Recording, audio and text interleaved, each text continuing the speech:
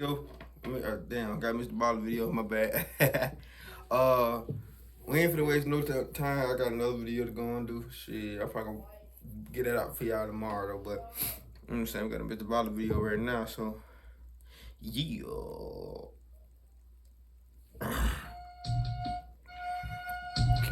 Johnny Lewis was only 7 years The true horrifying story by Katy Perry's ex.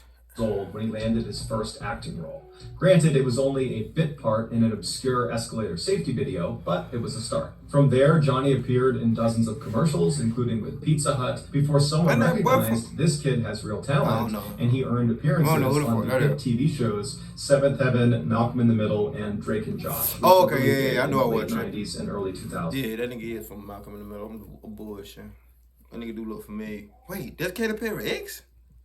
In 2001, when Johnny was 18 years old, he had made enough money from acting that he was able to leave his parents' home in North Los Angeles and move into a new home right in Hollywood with a bunch of other up-and-coming actors and actresses. By 2006, when Johnny was 23 years old, he was riding high. He had landed several more big TV roles, like a recurring role in the show The OC, which was very popular in the 2000s. And in 2006, he was dating the mega pop star Katy Perry.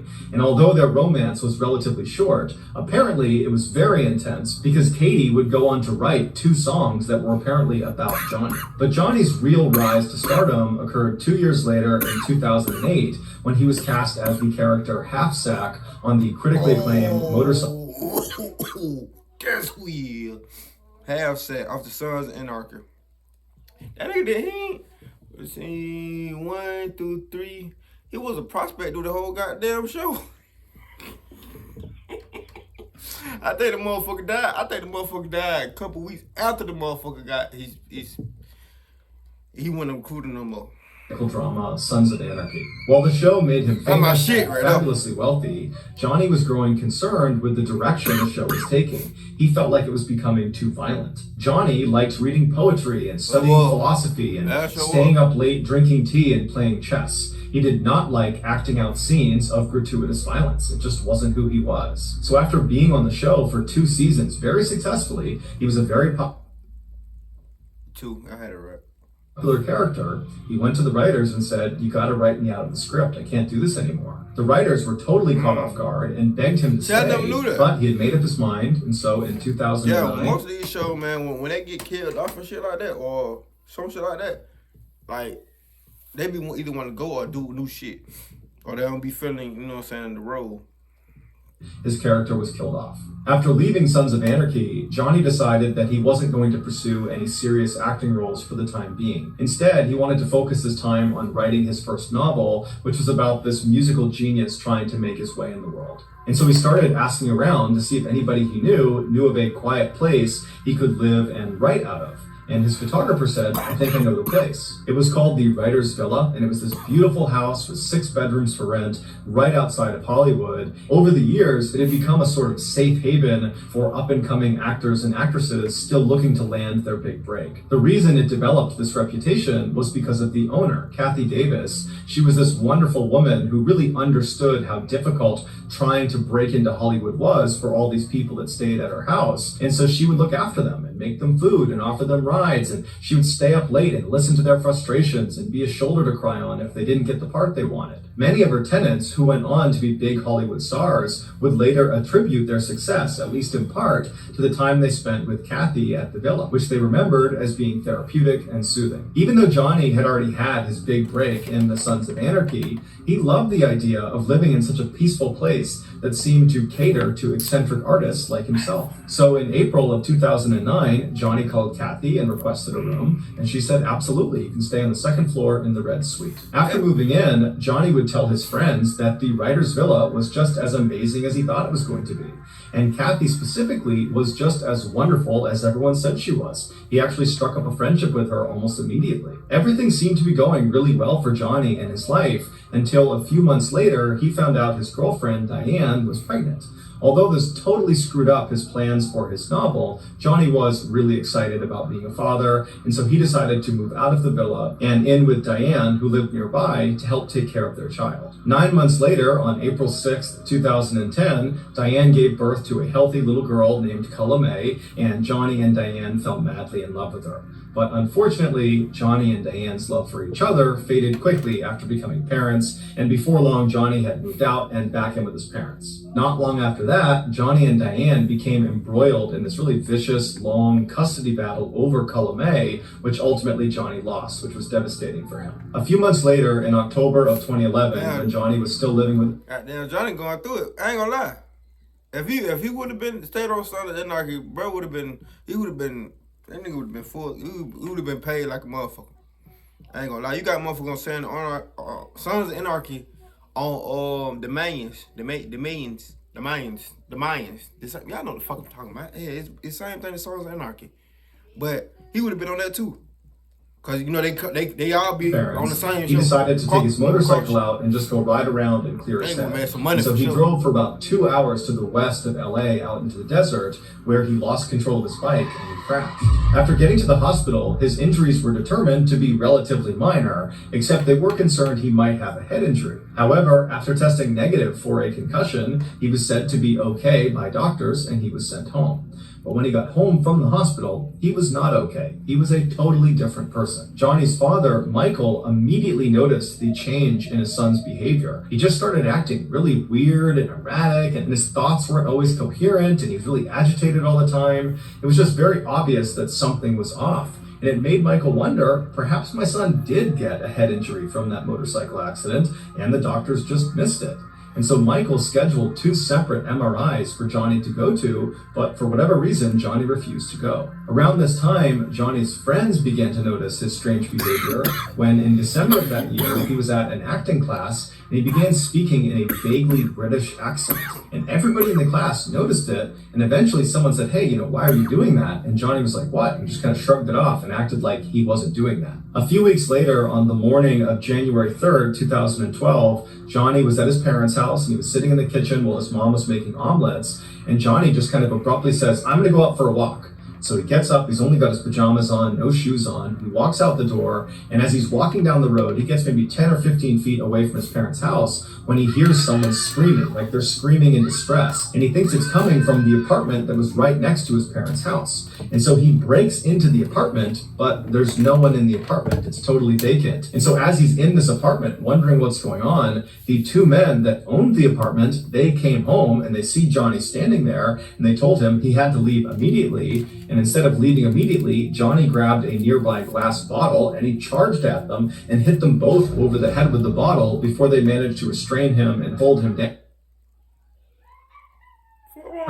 until the police showed up. Johnny claimed he was acting in self-defense, but the police didn't believe him, and so they charged him with trespassing, burglary, and assault with a deadly weapon, and they sent him to jail. When Johnny's father was finally able to come to the jail and bail his son out, it had been 8 days, and in those 8 days, Johnny had been moved from general population to a psych ward because he was banging his head against the inside of his cell, and at one point he had tried to jump off of a balcony, and he was just generally acting unhinged. And so when he was discharged, on his paperwork, a doctor at the jail had commented that he thought Johnny at one point must have had some sort of head injury that had made him act this way, and he was definitely suicidal. When Johnny got back to his parents' house, he was an absolute wreck. Physically, he had 2 black eyes and his face was all puffed up from the confrontation he had with those 2 men in the apartment. And emotionally, he was so distraught that he wouldn't let anyone in his family come near him. He just holed up in his room and just told everyone to stay away. He also became extremely sensitive to light, to the point where he was turning off all the lights in his parents' home, and then when they would eventually just turn them back on again, he would get agitated and turn them all off, and then finally he just disabled his parents' fuse box. But despite Johnny's obvious issues after coming home from jail, over the next few weeks, he did actually seem to be improving, to the point where at the end of January, so about a month after he came home from jail, his parents allowed him to move out and go live on his own in Santa Monica, California, about 30 minutes away. But as soon as he was living on his own, his trouble started again. On February 10th, so about a week after moving into this place in Santa Monica, that was dumb for his family to do. That real fucking dumb, actually. She the man going through suicide shit. They ain't gonna let him go again. He was arrested for punching some random stranger in the head outside of Damn. a yogurt shop, but he was ultimately released on $20,000 He's like a meth head, couple of right? days later, Johnny, fully clothed, just walked into the ocean, and when he was pulled out, he had to be brought to the hospital to be treated for hypothermia. A couple of days after getting out of the hospital, They need to do some type of MRI on his head or something. What the fuck going on, man?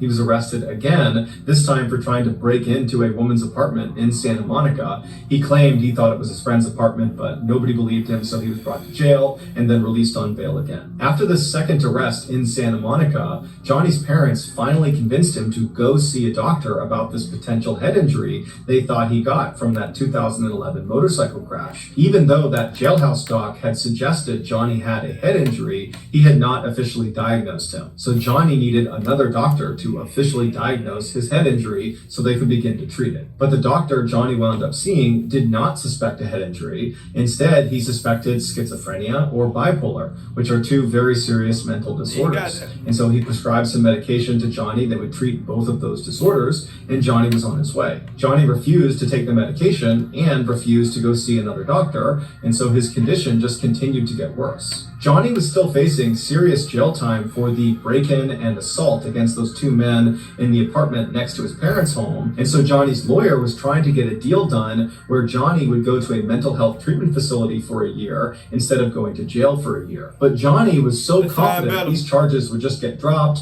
and he'd be allowed to go back to his life and live the way he wanted to, that he fired his lawyer and he represented himself in court. But the charges were not dropped and he was sentenced to 1 year in prison. However, the jail he was sent to was so overcrowded, they reduced his sentence all the way down to only 6 weeks. When Johnny's father finally came to pick him up from prison on Friday, September 21st, 2012, Johnny was at an all-time low. Even though he'd only been in jail for 6 weeks instead of the year he was supposed to be there, it was clear that amount of time had done an enormous amount of damage to him. And so on the car ride home from prison, Johnny just kind of sheepishly asked his father, hey Dad, would it be possible if you called Kathy Davis at the Writers Villa and just see if there's any way I can move back in?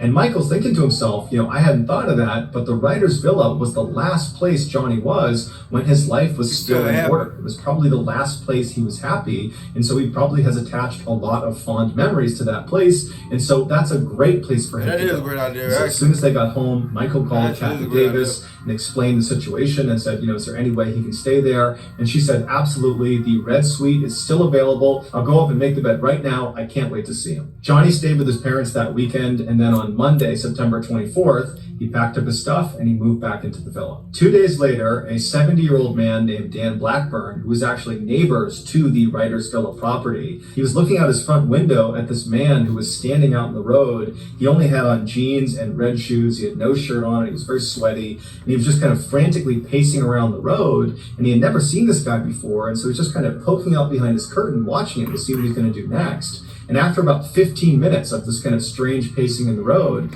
this guy turns and walks directly towards Dan's property, goes right up to the front step and starts knocking on the door. Dan was definitely a little bit concerned, but he shut the curtain, he walked over to the door, and he looks out the people, and there's this guy standing there with bright blue eyes that are all wide, and he's looking at the people as if he can see through and see Dan, but he can't. And so Dan reaches down and he opens the door just a little bit and he looks out, and the guy outside looks at him and goes, "Hi, I'm John. I'm your new neighbor." It would turn out John was Johnny Lewis. And so Dan opened the door a little bit farther and he looks at him and he goes, "Hi, John, nice to meet you." And before the two men could have any sort of conversation, Johnny just abruptly turned around and walked away. And so Dan is totally puzzled by this strange interaction he just had with Johnny Lewis. And he's watching him as he just walks back to the road, he walks back over and goes inside the villa and disappears. And so Dan kind of shrugs it off, he shuts his door, locks it, and goes back to his morning routine. About 30 minutes later, Dan is doing his own thing in his house when he hears his wife outside screaming for him to come outside. And so Dan runs out the front door. He goes into his driveway, which is between his property and the writer's villa, and he sees his wife is standing on the driveway, horrified, pointing up towards the back of their house. He looks down, and back near their back deck, Johnny Lewis, is standing on top of the guy that Dan and his wife had hired that day to paint their back deck. Johnny is just raining blows down on this guy. He's got a piece of wood too that he's hitting him with, and the worker is sitting there trying to shield himself. There's blood all over him, and Dan instinctively just runs over to Johnny. Johnny's not seen Dan at this point. Dan gets right up to him and he grabs him by the shoulder and he tries pulling Johnny off. He's screaming at Johnny to stop, but Johnny just seems totally unfazed. He's just destroying this worker. And so finally, after Dan yanks on Johnny hard enough, Johnny jumps up, turns around, and levels Dan square in the face. Dan falls to the ground, and when he looks up, Johnny is just standing over him, looking at him with no expression on his face. It's like he didn't know what he was going to do with Dan next. So he just stood there and stared at him. But Dan wasn't going to waste any time. He jumped up and he clocked Johnny square in the side of the head, but it had no effect on Johnny. He still just stared at Dan, completely expressionless. And so Dan grabbed a nearby lawn chair and practically broke it over the head of Johnny, but again, it had no effect on Johnny. He just stood there completely expressionless, staring at Dan. And so at this point, Dan just grabs the worker who can barely stand, and he runs back down the driveway. He grabs his wife, and they run towards the house to go inside. And the three of them manage to get inside the house, and as they're shutting the big heavy door, Johnny comes bounding up and he gets right in front and he jams his arm in the space between the door and the wall. We could do all this in Sons of Anarchy. Okay, whatever. So they can't close the door because it's getting stuck on his arm. And so all three of the adults inside, Dan, his wife, and the painter, are putting all of their weight on this huge wooden door onto Johnny's arm, and Johnny is just trying to grab them the whole time. And so finally, the three of them start raising the door and slamming it as hard as they can on Johnny's arm. And finally, after several hard blows to his arm, Johnny retracted his arm, and they were able to shut the door and lock it. And so at this point, Dan's wife and the painter ran around the house, closing every window, locking every door. Meanwhile, Dan went to the side window that looked out towards the writer's villa property, and he got his phone out and he called 911 as he's looking out the door looking for Johnny. And so after he tells 911 what's going on and he hangs up, Johnny suddenly just appears running down his driveway as if he's running back towards the back deck. But he stops almost right in front of Dan's window. He turns and he starts running towards the villa property. He jumps over a fence that's at least waist height, just jumps clear over it. And then he gets to this huge wooden fence that surrounded the entire villa property that was at least, 8, 9, 10 feet. And he very easily just jumps, grabs the top, and catapults himself right over the top, and then disappeared inside of the villa. Within minutes, the police showed up and they went inside the villa, and they could not believe what they found. Based on the evidence, this is what investigators believe happened. After Johnny, for the first time, walked up to Dan's property and awkwardly knocked on the door and said, "Hi, I'm John, I'm your new neighbor." After that, he turned around and Dan watched him as he left his property and made his way back and went inside the villa. Once Johnny got inside the villa, he made his way up to the second floor and he went into Kathy Davis's room where she was sitting. Now, Kathy most likely turned and saw Johnny standing in the doorway. He's got no shirt on, he's sweating, he looks totally crazed. She probably was not scared. Instead, her motherly instincts kicked in and she probably said, "Hey, are you okay? Can I help you? What's going on?" And as she probably stood up and made her way over to make sure he was okay, Johnny, for reasons no one understands, proceeded to beat and kick and strangle her. And then when she fell to the ground and was totally helpless, Johnny proceeded to either stomp on her skull repeatedly, or he hit her over the head repeatedly with a rusty hammer that was later found in his bedroom. But no matter how Johnny did it, I don't understand how you leave from a show that gave you your motherfucking big break. The dude actually do the shit in real life. It's crazy. And you went back to a place that you didn't really have to go back to. You could have stayed home and let your parents figure, man, look at it. I blame the parents on that. Managed to severely fracture her skull, and that's what ultimately killed her. After killing Kathy, Johnny tracked down her beloved cat and killed the cat the same way. Damn. Afterwards, Johnny ran out of the villa, and that's when he spotted Dan's house painter just sitting outside, and he walked over to him and just began beating him. And just like the attack on Kathy and her cat, this attack on this house painter appeared to have no motive as well. After Dan came outside and managed to fight Johnny off, and then when Dan went back inside the house with his wife and with the painter, Johnny stood outside for a few minutes before running down Dan's driveway and then hopping over those two fences right in front of Dan, and then Johnny disappeared inside of the villa. Once Johnny was in the villa, it's believed he climbed up to the upper patio or onto the roof of the villa itself, and from there he either jumped or fell to his death on the driveway below. His death was officially ruled an accident, not a suicide. After the news broke about what had happened at the writer's villa,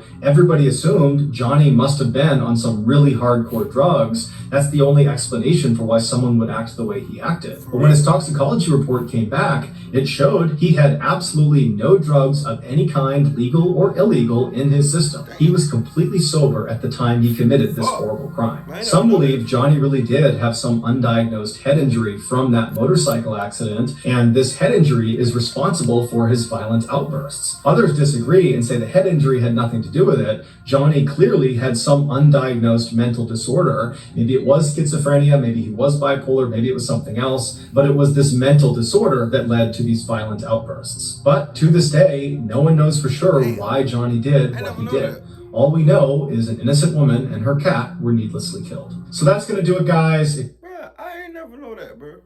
That whole time. Sons of Anarchy, one of my favorite motherfucking shows. I have never knew that. That's crazy. And that nigga was a prospect, so he left the second season. But anyway, man, give it a real thumbs up, like, subscribe. I got some more videos I'm finna do. That being said, see y'all motherfuckers on that video. Hit my social media for more requested videos. Let's ride, nigga.